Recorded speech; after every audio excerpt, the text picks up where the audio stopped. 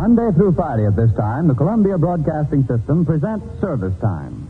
Every Tuesday afternoon, this program is devoted to the men who sail the ships of the United States Merchant Marine.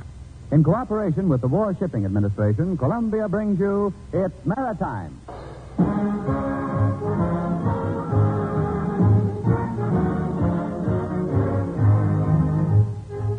It's Maritime, a program dramatizing the history and color of the American Merchant Marine. This is the story of the sea, of clipper ships and schooners, of plotting convoys and liberty ships. This is the story of maritime America. Today you'll hear how ships were manned in the days of whaling vessels and how they are manned today. You'll hear a message from Mr. John Rudy, Assistant Director for Recruitment and Manning. And there'll be music with Ensign Philip Lang directing the orchestra of the Maritime Training Station at Sheepshead Bay. Yes, it's Maritime.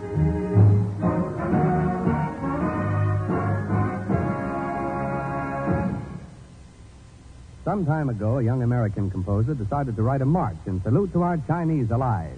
He based his composition on a contemporary song by Shu Mo. We hear it now, Morton Gould's New China March.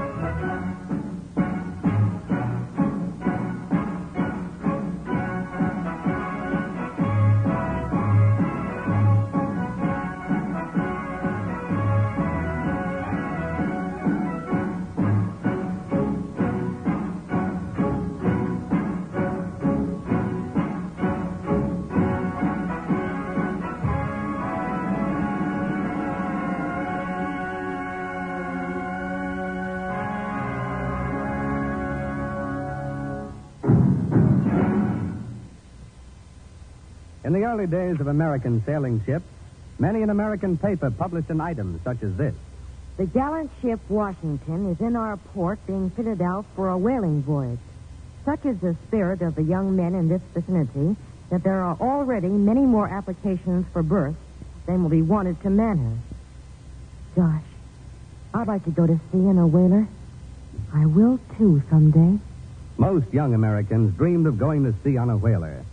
It was a bold and enterprising undertaking that appealed especially to youngsters who lived in the seaport towns of New England.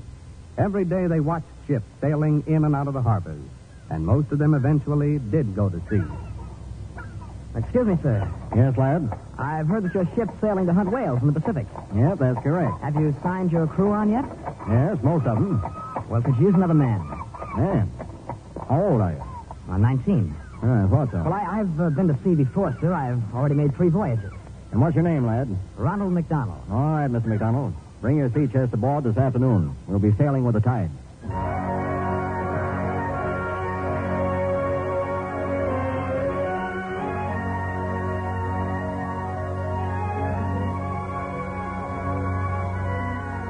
young MacDonald said goodbye to his family and hurried back to the ship. It was a Plymouth out of Sag Harbor. Weeks later, after rounding the Horn, she headed north through the Pacific. Now the crew began to prepare for the work ahead. We'll soon be in whaling waters, won't we? Yep. Ought to be sighting them sometime this week, lad. You know, this is the first time I've ever sailed in the Pacific. It's a mighty treacherous ocean, the Pacific. What do you mean? These islands are filled with savages. The ship's wrecked in these parts, man don't have a chance. There's such beautiful islands. All green trees and flowers. If you go near one of them, you'll see how beautiful they are. The natives come a-pouring out in canoes. No, sir. The seamen don't have no chance. What's that you're working on? You ever see this kind of a harpoon before? No. What is it? Oh, God, don't touch it. These are patent harpoons charged with poison, prussic acid. Oh? Why's that? In these parts, you're not only likely to catch a whale, you may even harpoon a sea serpent. Yes, sir, a sea serpent.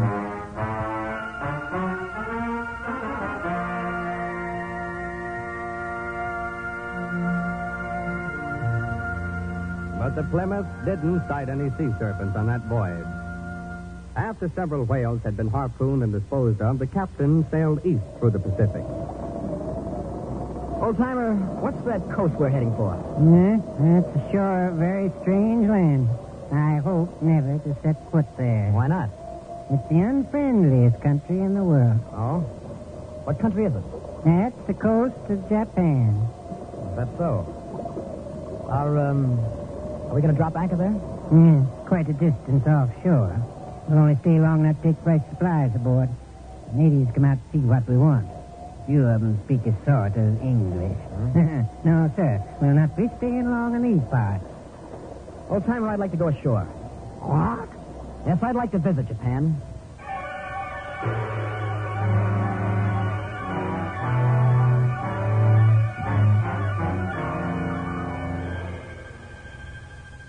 The Plymouth dropped anchor offshore, and several native boats came out to the ship. Later, supplies were brought aboard, food and fresh water. And young MacDonald went to ask the captain for a favor. Captain, Yes, lad? could I have your permission to go ashore? Oh, ashore. Here? You realize what happens to anyone who goes ashore at Japan? They're tortured and killed. The crew of the Lawrence disappeared somewhere around here and has never been heard of. Yes, I know. That's why I'd like to go ashore. See if I can't find some trace of them. Well, it's your own life you're risking, young man. Well, then I can go? You sail in 3 days. If you're not back when we're ready to pull up anchor, we won't wait for you.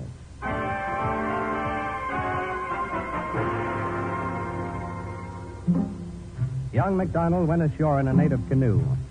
3 days later, he had not returned, and the Plymouth sailed without him.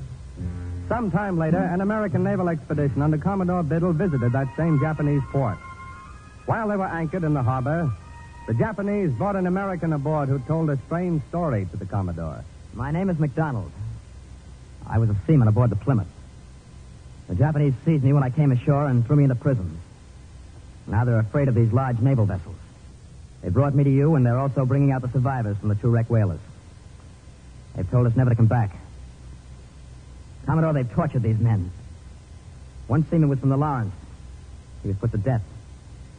These people are savages. Every seaman should be warned against them. Stay away from Japan.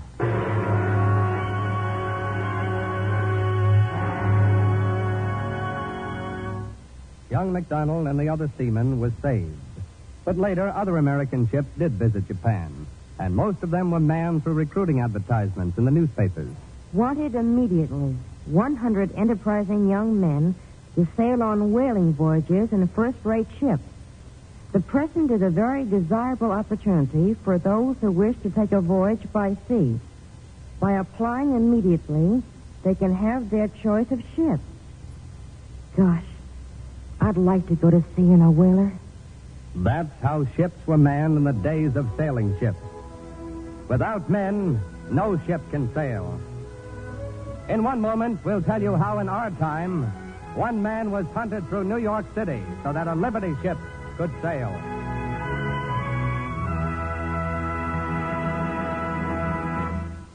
Most seamen have a line of their own when it comes to romance. Here's Petty Officer Leonard Gaynor giving a musical report on the persistent approach to romance in the song, I Begged Her.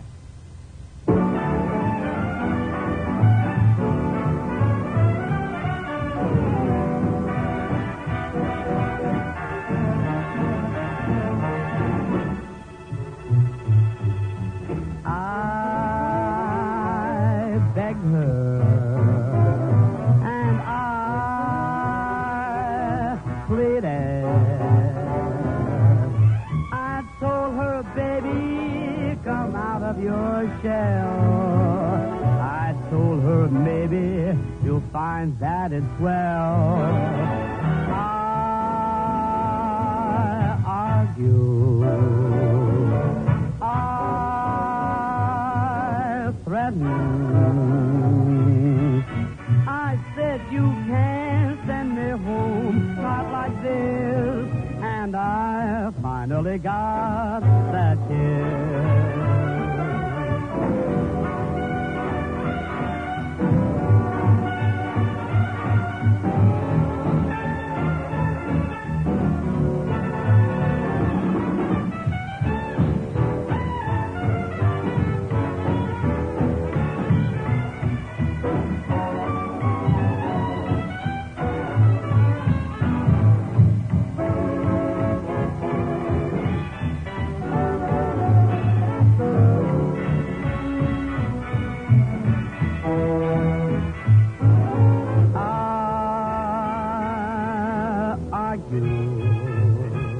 And I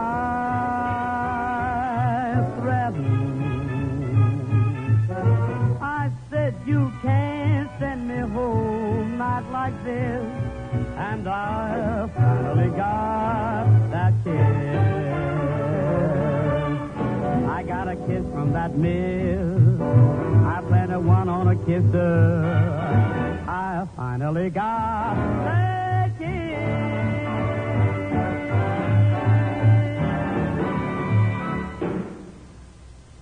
Now for the opposite approach.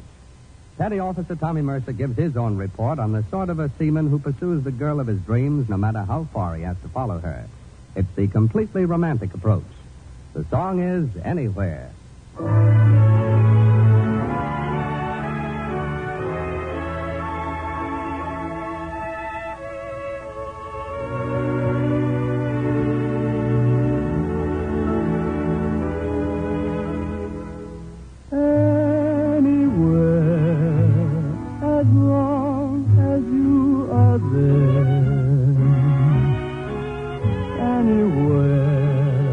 Just at the chase.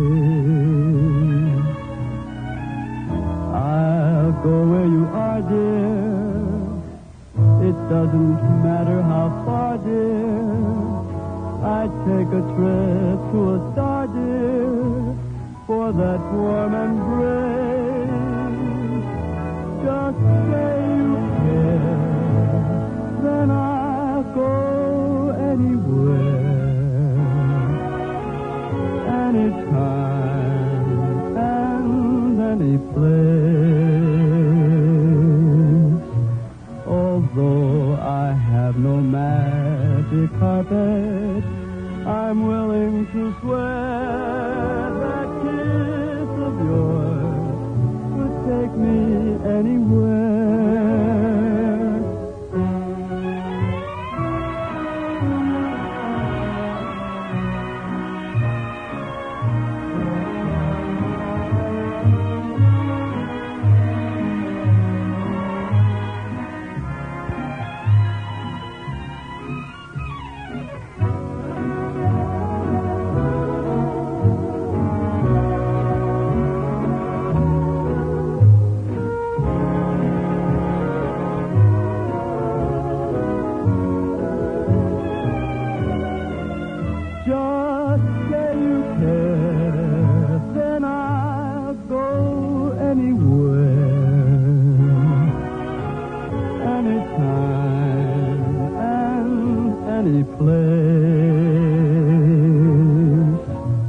Although I have no magic carpet, I'm willing to swear that kiss of yours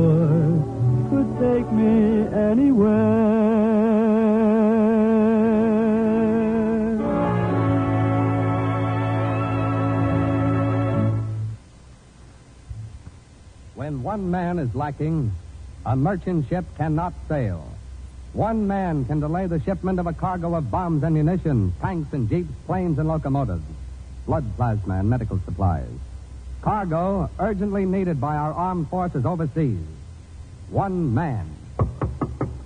Come in. Hello, Mr. Bryan. What's the matter, Captain? Thought you were sailing. We're sailing tomorrow morning. At least we're supposed to. What's wrong? Our chief engineer's down with pneumonia. Doc and I just took him to the hospital. Hey, that's bad. There isn't a chief engineer here in Norfolk. They're scarce everywhere. Well, I can't sail without one. Well, don't worry. We'll get a chief for you. I'll phone New York right away. They'll get one for you.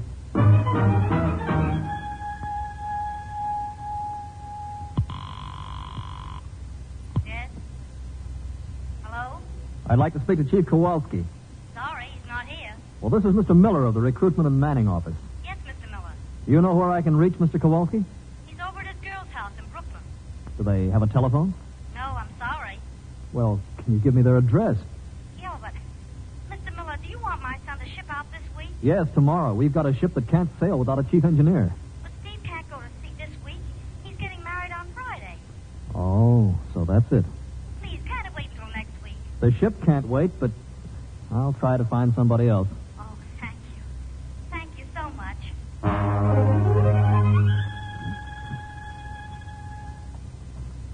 Hello. I'd like to speak to Chief Andrews. My nephew's not here. When will he be in? I couldn't say. Dave's over to his girl's house. Yes? Where's that? Now let me see him. Oh, yes. Mary lives at the Broadstone apartment on West 86th Street. And what's her name? Mary Peters. Well, thanks a lot. I'll try and get him there.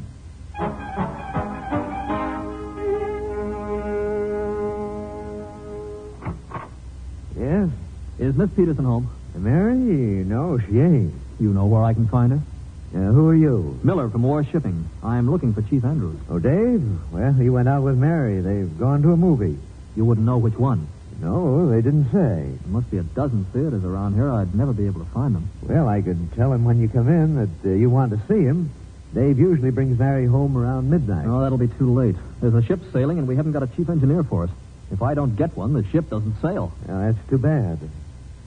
Well, thanks anyway. Good night. Good night. Oh, Mr. Miller. Mr. Miller. Yes? Just thought of something. Yes?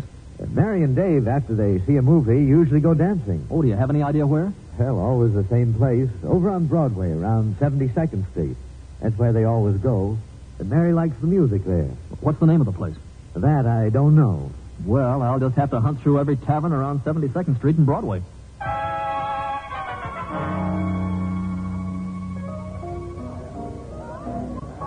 You looking for somebody, pal? Yeah, I'm hunting for a chief engineer, Dave Andrews. You know him? We don't want no trouble here. You a cop? No, I'm from Recruitment and Manning. We need this guy to sail on a ship. What's his name again? Andrews. Dave Andrews. Never heard of him. What's he look like? Oh, I don't know. I never saw him. It makes it tough. Must be 100 seamen here tonight. Well, I'll start looking. Okay. I'll come along with you. We don't want no trouble here.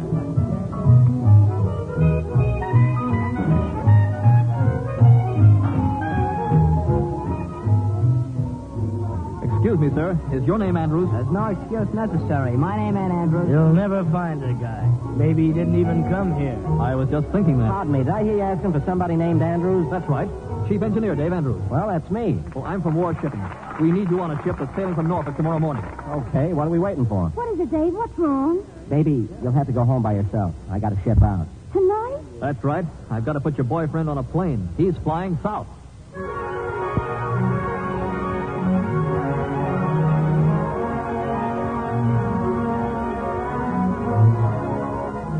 A police motorcycle escort rushed Chief Engineer Andrews to Mitchell Field, where an Army plane waited to fly him to Norfolk. The following morning, a Liberty ship headed out to sea to take her place in a convoy.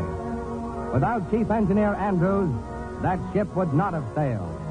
One man missing from a crew can keep a ship tied up in a berth. One man.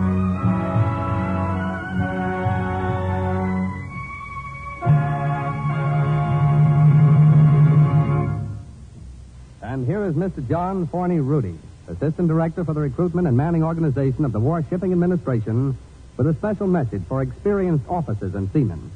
The story you have just heard is a true story. It was told not because it's unusual. It isn't. It happens almost every day. It was told to impress all former merchant marine officers and seamen how badly their services are needed, what important roles they play in the sailing of our convoys. Well, do you mean that you have to fly men to their ships every day? Yes, because we don't have enough licensed officers available in each port for emergency replacement. Only recently, a ship bound for Antwerp, loaded with 9,000 tons of special shells for the final assault in Germany's West Wall, put into the Azores with a sick engineer. The ship couldn't sail without him. The shells were needed badly at Antwerp. So we flew a chief engineer all the way to the Azores. Well, there must be other emergencies besides illness which require quick replacement. There are. Large invasion convoys, while we are prepared for them, always have last-minute changes. 2 days before the Normandy landing, we flew 11 tugboat engineers to England. Well, tell me, are you always able to locate the proper man when the occasion arises? If we don't, a ship is delayed. A ship delay is the worst thing that can happen in our office. It's what we have nightmares about and what we work nights to prevent. I won't say that the RMO offices bat 1,000. Since the war began, with its tremendous increase in shipping, we have not only reduced, but almost eliminated ship delays for lack of experienced men. Well, Miss Rudy, when Germany is defeated, will the merchant marine still need so many experienced men? Absolutely. We anticipate an actual increase in shipping when the war is concentrated in the Pacific. Well, tell us, why do you expect it will increase? Shipping of supplies for the rehabilitation of conquered and liberated countries, transfer and return of troops and equipment, and the all-out offensive against Japan will mean the use of every ship we can man. Well, Mr. Rudy, it would certainly seem that you will be meeting emergencies to prevent ship delays from now until Japan is defeated. That's right. Unless all men who have mate and engineering officer licenses and certificates as ABs, firemen, oil or water tenders, give up their shore jobs and return to sea now. I urge all of you men who have these qualifications to write or wire collect tonight to Merchant Marine, Washington, D.C.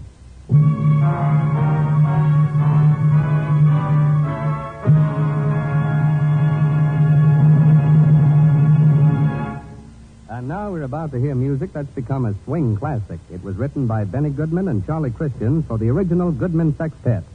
This afternoon, we hear it featuring our pianist, Petty Officer Arthur Dan. It's Flying Home.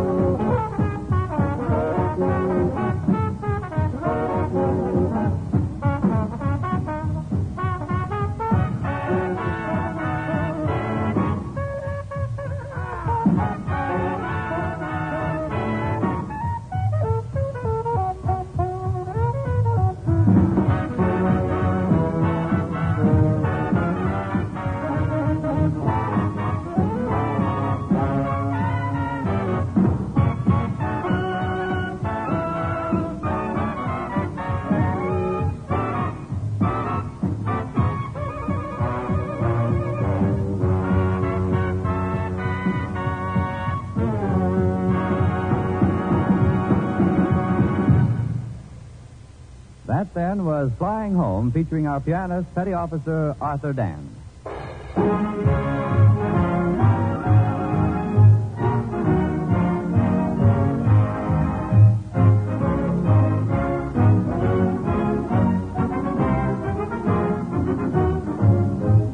You have heard It's Maritime, one of a series of service time programs which is brought to you every day, Monday through Friday. It's Maritime is presented each Tuesday afternoon in cooperation with the War Shipping Administration. The music was played by the orchestra of the United States Maritime Training Station of Sheepshead Bay under the direction of Ensign Philip Lang. Join us again next week when it's Maritime.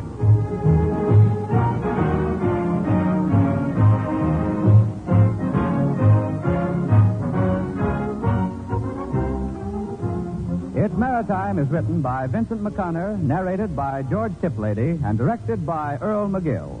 Tomorrow, Service Time, in collaboration with the United States Army, will present Wax on Parade. Help wanted by 30 million children. Yes, 30 million innocent children, victims of the war, urgently need our help. They and 10 million grown-ups in war-torn Europe and the East are totally without clothing as a result of the war and the ravages of enemy occupation of their countries. Henry J. Kaiser, head of the United National Clothing Collection, asks that you round up every used garment in good condition that you can possibly spare and contribute it to the collection. Infants, children's, and adults' clothing, shoes, underclothes, and bedding are badly needed. They'll be distributed to war victims through the United Nations Relief Organization without discrimination of any kind. So start right now to search your trunks and closets, your cellars and attics. Your local clothing collection committee will call for your contribution or tell you where to send it. The health, comfort, and self-respect of more than 100 million innocent people are at stake.